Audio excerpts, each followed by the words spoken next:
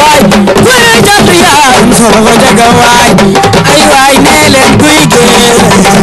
ay waay nee leen guy ge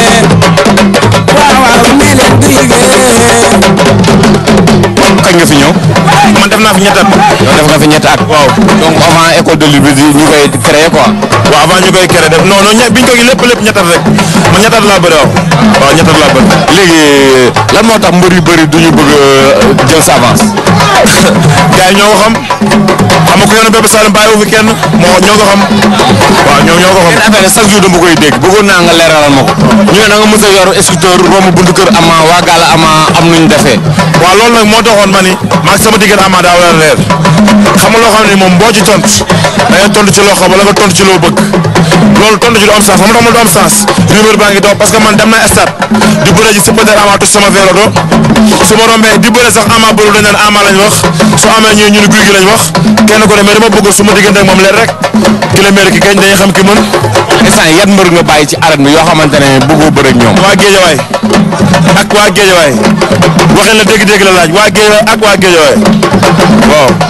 waa Géejawaay ak waa Géejawaay. boo dégg ak waa Géejawaay ku bokkul Géejawaay di fi jox damay bëre ak yow waaw. à part loolu bàyyi woo fi benn mbër. déggoo li ma la ak l'an 2000 waaw ak l'an 2000 moom dama bëre ak moom. jóge nañ école dellu si nañ si gàlle bi j'espère que duñ ñibbi ci foo nga présenté si waa gàlle. waaw yow fii si kër la ak yàgg ngeen moom moo fi fi ngeen ma yee fi laa demee salle boobu tey ñu ngi doog a duggaat ci kër gi fii mooy sama gàlle mooy sama base mooy sama lépp fi laa takkee ngemb sama premier combat te fi laa incha allah fi laay defee sama lépp daal fii laa am.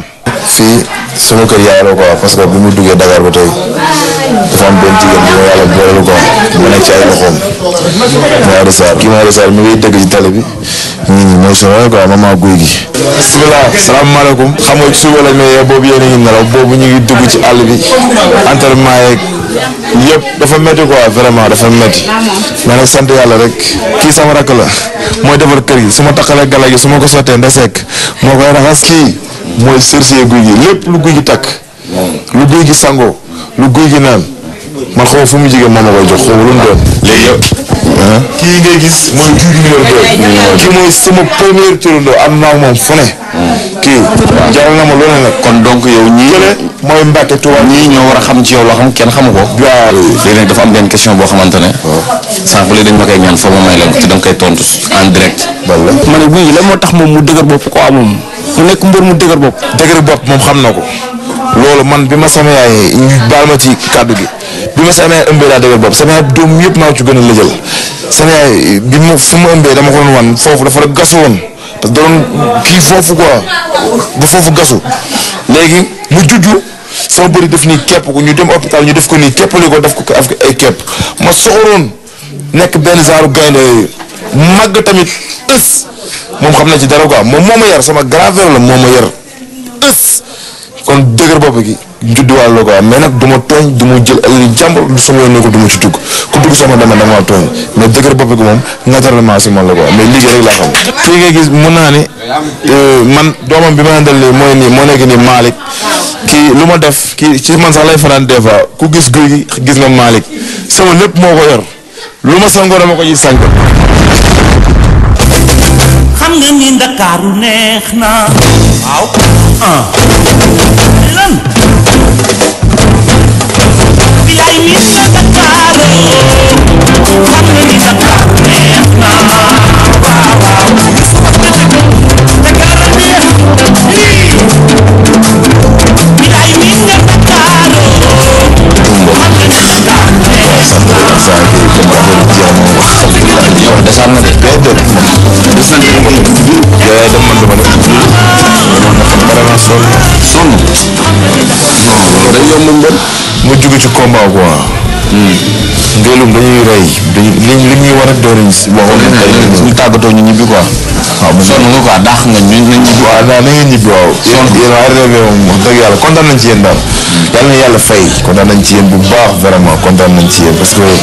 émission xam sa mbër parce que lii rek lay jëriñ quoi parce que ñu ëmb woon guy gi xam nañ guy gi léegi xam ne guy gi luy métier na muy liggéey point faible affaire yëpp guy gi ban nit la ban genre la xam nañ ko daal RDV moom xam naa ne moom dëgg yàlla am nañ doole moom bu du ma ne am na doole de mais am nañ doole parce que boo ne am na doole kenn lay doon quoi mais am nañ doole mais yàlla na yàlla dimbali mottali leen la fa leen seytaane seen yéene fi ngeen bëgg àgg ak seen pas-pas yàlla mottali leen quoi mu àgg parce que nit dina bëgg àgg dara yàlla du kii quoi mais yàlla na yàlla dimbali rek ba foofu ngeen ak fi quoi. te looy tàggatoo. waaw tàggatoo quoi mais dama bëgg nga may ma nag ma sant jàpp ci combat bi quoi ma doog a tàggatoo man waaw maa ngi sant waa Thiénaba sant waa Thiénaba sët Thiénaba yëpp penc Mamour Ndaa sant sët Thiénaba yëpp sant waa Marsassoum Casamance sant waa Guinée waa Gambie jàpp na ci combat bi jàpp nañu ci bu baax xam nga mu sant waa àll bi ba pare waa Kaolack waa Gossas Thiénaba Gare Thiénaba Kajoor Touba Gueye xam nga waa Thiès surtout waa Thiès ba seen fay waa Thiès ñoo sonn ci man xam nga Modou Mamour Sène Baka Dieye Baara xam nga Pape Seck bu voyage waroon nañ fa dem sax dem mais gis nga dafa xat quoi moo tax mais bii di ñëw incha allah xam nga dinañ fa dem incha allah di jégalu nag ci sama fan si kële bu baax ñu ngi jégalu bu baax parce que dafa nañ tey 3 heures lañ toog dama xaar mais man maa xamul woon